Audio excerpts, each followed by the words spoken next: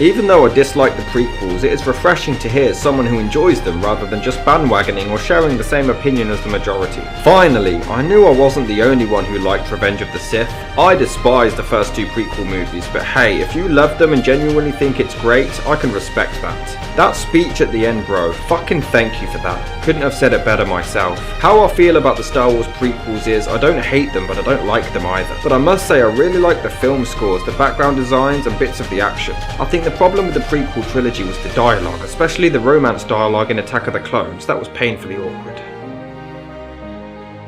I have honestly never seen a franchise this heavily disputed before. This heavily split down the middle with such passionate fans, and frankly, it's quite endearing. Now, I previously covered episodes 4 through 6 in my series reviewing the 1001 movies you must see before you die. Surprisingly, the prequel trilogy isn't in this book, so this video's separate to that, but I'm going to cover them all and give my thoughts on each one. As previously explained, I don't necessarily bow down to these films, but I do believe they are very unfairly criticised. Surprisingly though, it's not as universal as you'd think. I grew up understanding these movies were slated, but now here I am doing research for this video, I find out, no. Actually, they weren't. Not as much as you'd think anyway. It seems to have only been in recent years, perhaps even around the time The Force Awakens was under production, that they got so much hate, but even after they were released, they didn't. In regards to episode 1, The Phantom Menace, Roger Ebert gave it 3.5 stars out of 4 and called it an astonishing achievement in imaginative filmmaking and stated that Lucas tells a good story. Owen Gleiberman from Entertainment Weekly graded the movie a B score and praised Liam Neeson's performance as well as the action scenes. James Berardinelli from Real View stated, looking at the big picture, in spite of all its flaws, The Phantom Menace is still among the best bang-for-a-buck fun that can be had in a movie theatre. It isn't as fresh as the original Star Wars, nor does it have the thematic richness and narrative complexity of The Empire Strikes Back, but it's a distinct improvement over Return of the Jedi. Andrew Johnston from Time Out New York said, no film could ever match the expectations some had for it, but it's still awesomely entertaining provided you accept it on its own terms like the original film did. It was nominated for 3 Academy Awards, and Empire magazine even ranked it on its 500 greatest movies of all time. The film beat Jurassic Park 2 for the record of the largest single-day gross in the opening day, the fastest to gross $100 million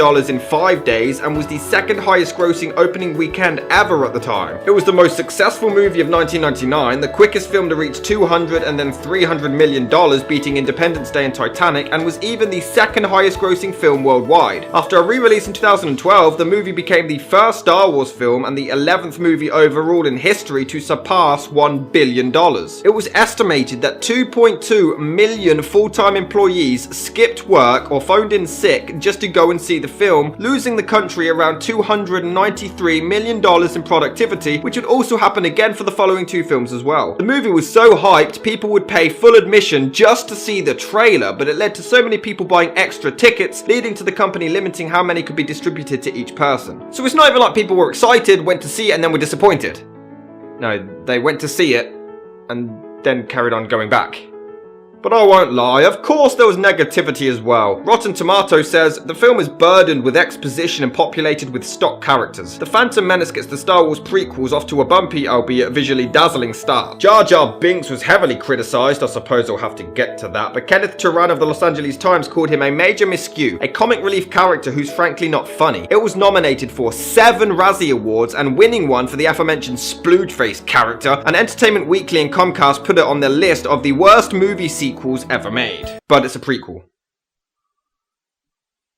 How can it be voted as one of the worst sequels of all time when it's the first one? I won't lie, this is easily the worst of the series, but that doesn't necessarily mean it's bad. I think this film is just so very, very bland. It really is a film that, when asked about it, you simply reply with, it's alright. I'd probably never even remember this movie ever again unless somebody else brought it up first. I don't think it's bad because it does have some good elements in it. The cinematography style is vastly different to the originals. The planets look a lot cleaner and more detailed, but I feel the originals had a much more nostalgic, sci-fi and charming look to them, but that's just my biased ass talking here. Liam Neeson is fantastic, and I can't imagine Denzel Washington, Tom Hanks, Morgan Freeman or Kurt Russell, all of whom were considered, doing any better. He was a cool, badass mentor, but he always broke the law as well and was a very edgy character rather than just your run-of-the-mill goody two-shoes hero. He was a very mysterious character, and I was actually sad when he gets killed off at the end. I feel like he could have made it to the second film at least. I mean, it did add to Obi-Wan's character and story arc, so I guess it built up the sympathy for him really well, but I guess I just didn't want to see Liam Neeson taken from us. Natalie Portman and her eerie lookalike Keira Knightley were both so bland and show less emotion than my turd once I've taken a dump on my ex-wife's face for having crap movie taste. That didn't make sense, but it made a cool rhyme. The same can be said for Obi-Wan in this film, but that's not necessarily Ewan McGregor's fault. He always delivers in all 3 films. But Master Yoda said I should be mindful of the future. Okay, maybe a couple bad reads. Your new empire? Okay, a bunch. I think people do overpraise his performance. He's fine for the most part, but there's also dozens of bad delivery, and yet Hayden Christensen is the one who gets all the shit. Don't worry, we'll get to that. But his character in this one, he's just kind of there. He doesn't do much, and it just looks like he's killing time until he finally gets to stab something. There's a lot of exposition which does grow tedious, the film adding a lot more political satire, which is a cool idea, but what's the point when it's delivered and paced in a way that's so dull that your audience slips into a coma? Jar Jar Binks, I like him. I am, of course, joking because my brain is still in one piece and I'm not a moron. I don't know who to blame here. Okay, logically it would be George Lucas, but he's surrounded by yes men, any of whom could have told him it was a stupid idea. He's just so painfully annoying and even more painfully unfunny. Luckily, C-3PO's comedy value makes up for it. I beg your pardon, but what do you mean, naked? My parts are showing. My goodness. God, I love him. Jake Lloyd, I really feel sorry for. For those unaware, due to the criticism of the film, which I still don't get, the reviews are split down the middle, Jake started to be heavily bullied because of it. From his own words, the movie ruined his entire childhood and his whole acting career, forcing him to quickly retire. He even, in a fit of rage, destroyed all of his Star Wars memorabilia and hated the film for years. He's apparently calmed down since, well, before being administered to a psych ward for schizophrenia recently. Out of respect, I will not be making any jokes about this.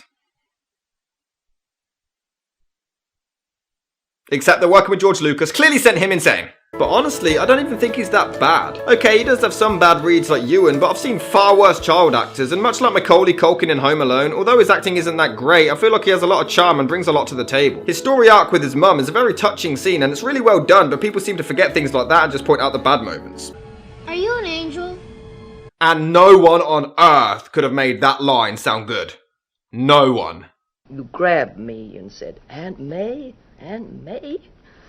Is that an angel? Nope. No one.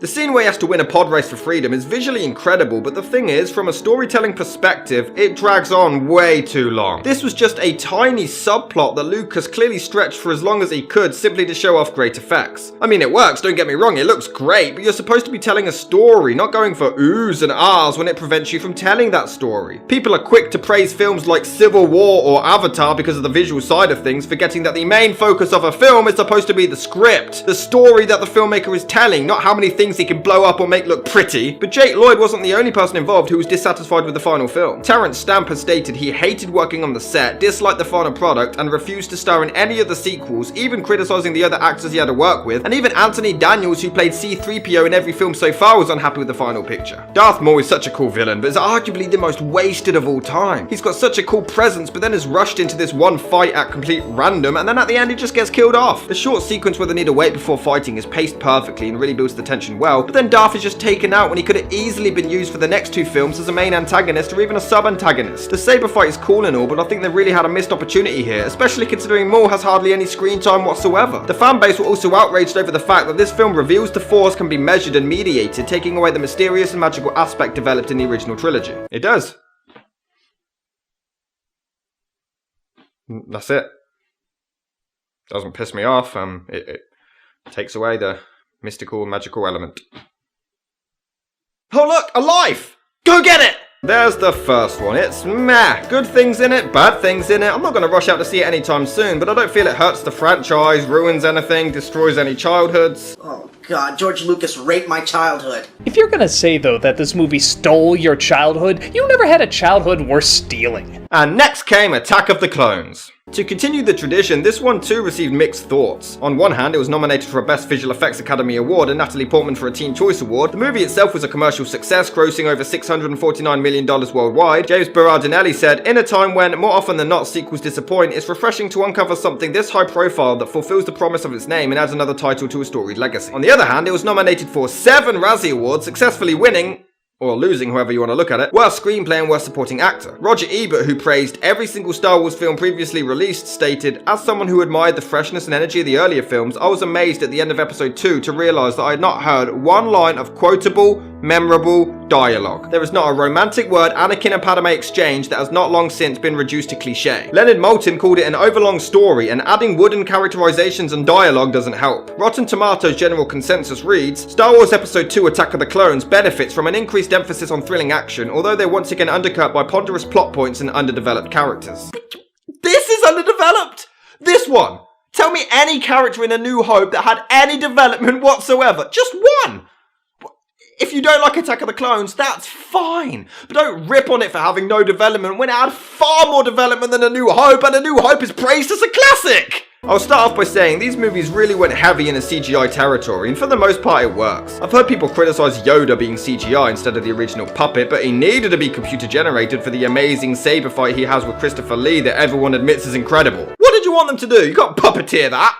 Oh yeah, just have Frank Oz on top of the studio ceiling with strings. Oh, yeah, come on Yoda, yeah, dance around the 86-year-old man. And I really believe you're full of shit if you say the CGI of Yoda doesn't look amazing. By the way, Christopher Lee plays Count Dooku. All these characters have such weird names, and honestly it's annoying that I can never remember or pronounce any of them. It's a pain in the ass, just stick with Luke. Obi-Wan finally gets some more development, and unlike the original trilogy, he seems like a decent dude. Over the course of the films, he and Anakin have a really good relationship, almost father and son-like, and I can really buy it. It sells it for me and separates the bland unity between Luke and Obi-Wan in the originals, which seemed just hammered in. It seems no matter what film we're talking about, the third act makes it, and this is no exception. Thankfully, Jar Jar's role has been reduced, and C-3PO has the funniest line in the entire franchise's history. Die, Jedi gods! What did I say? God, I love him. Where's his movie? Hayden Christensen, the one everybody hates, who won 2 Razzies for 2 films in a row. Just to clarify, the Razzies mean absolutely nothing when Jim Carrey, Al Pacino and Stanley Kubrick were all nominated for one or won one. Let's clear this up right now. Yes, I think he's bad in this one, but when people criticise his performance, for the most part, I always see clips from Revenge of the Sith being used instead, despite being worse here. His acting leaves a lot to be desired, but everyone always wants to ignore the fact that he has tremendous moments as well.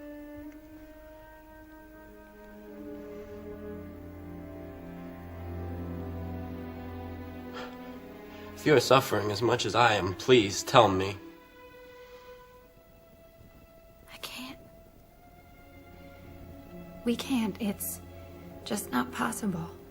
Anything is possible, Padme. Listen to me. Oh, we'll forget just how fucking amazing and subtle his facial acting was right there, right? We'll just forget that one, you know. No, did happen. Throw that out the window because it's a prequel. We're supposed to hate it, Batman. We're supposed to hate it. It's like that racist bitch. Why couldn't I save her? I know I could have.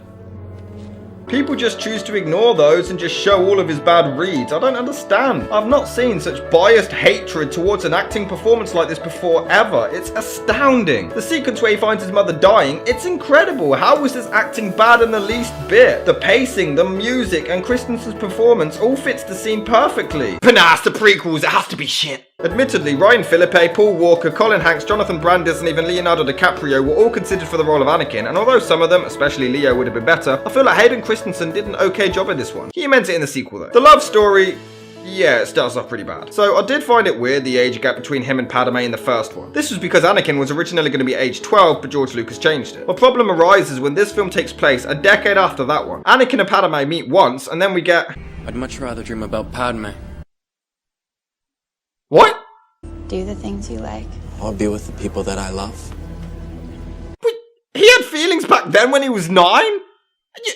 You could barely comprehend orange juice at 9. You can't be in love. No, you can't. You cannot be in love at such a young age. This is ridiculous. George Lucas clearly has no idea what real love is, and he's remained a preteen with a fucking 11-year-old's image of love. I'm telling you, Eric, she loves you. Look, she's 11. She's too young to have feelings like that. Mikas is only 11 and he loves her. Will you stop saying that word? Nobody loves anybody. I mean, you're babies.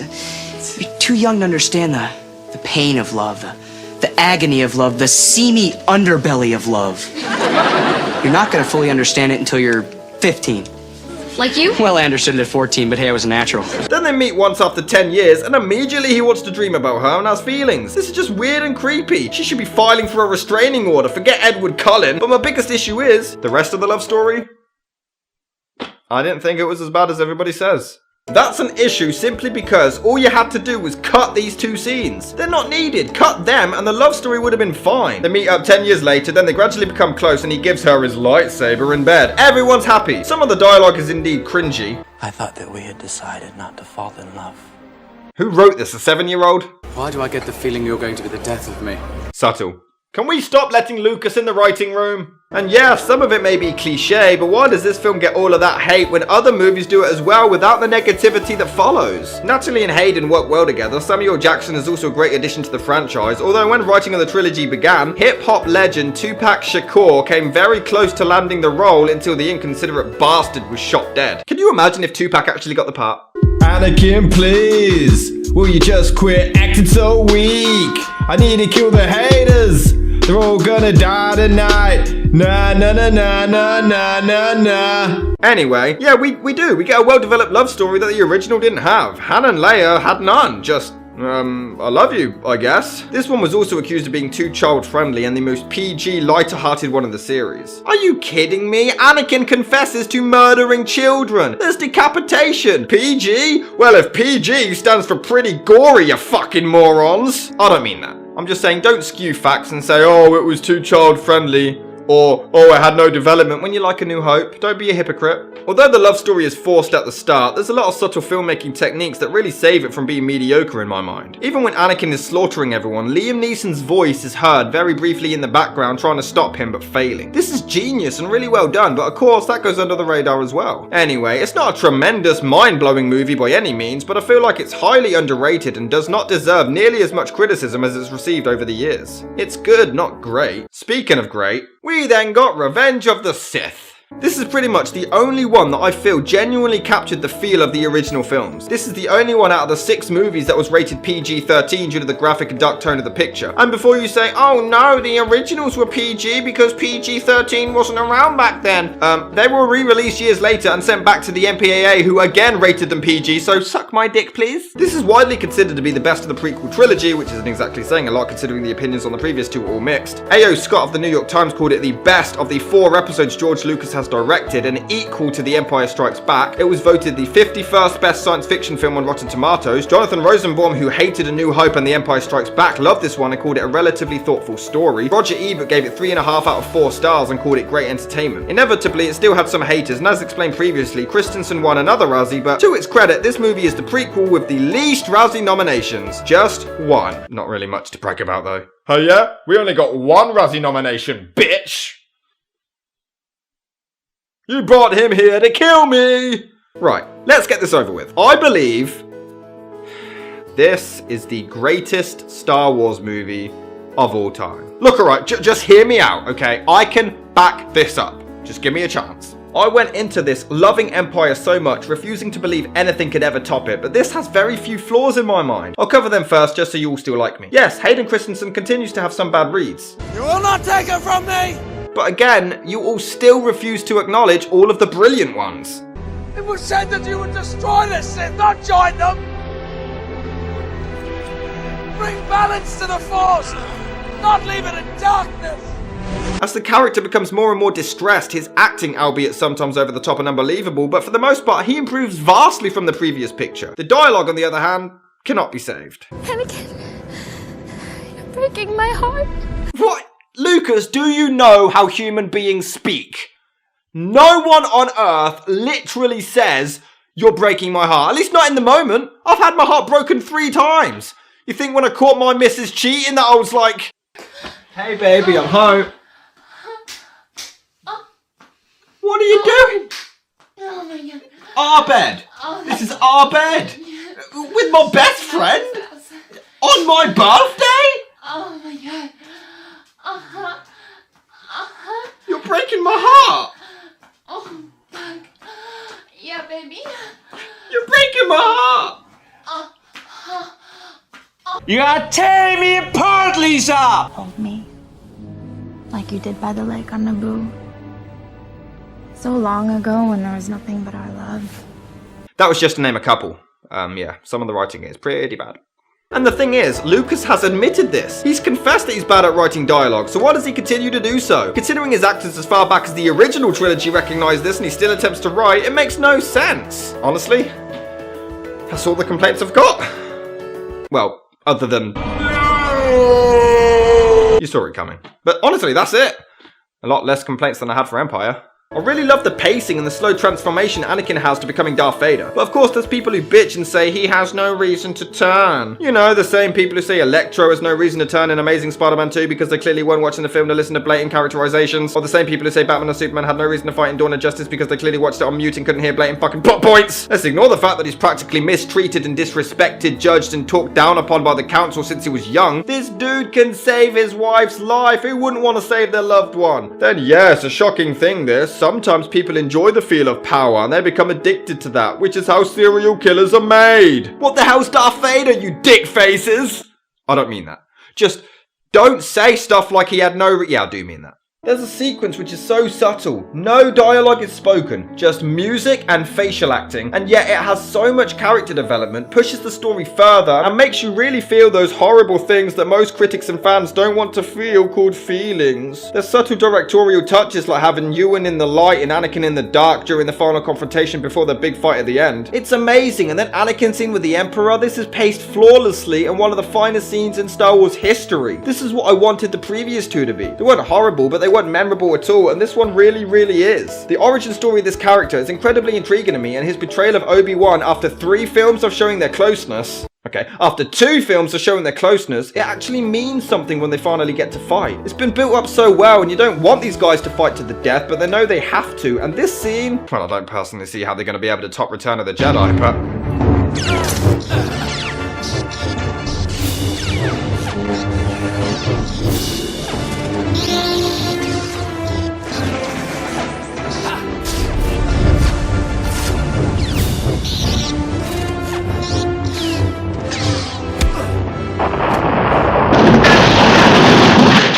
I really wish he would stop watching these.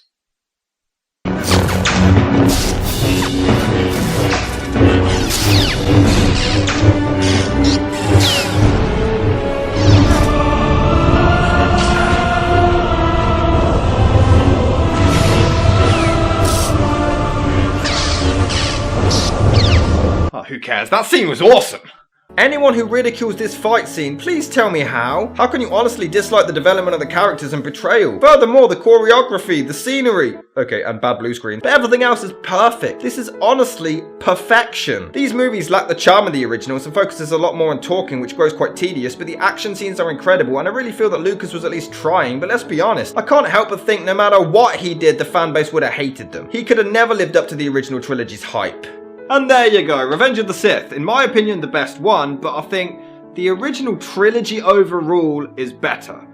1 and 2 are unfairly criticised, but honestly, check out Revenge of the Sith. You're welcome in advance. Viewers, please, will you please subscribe to me? I need to get some likes and drop me a share as well. Na na na na na na na na. She goes, "You're going over there for a cameo. You don't even know what you're getting yourself in for." Did she say that today? Yeah, she always says it whenever I say, yeah, I'll do a cameo, because it's never anything. That's the worst bloody cameo I've ever done. Jesus.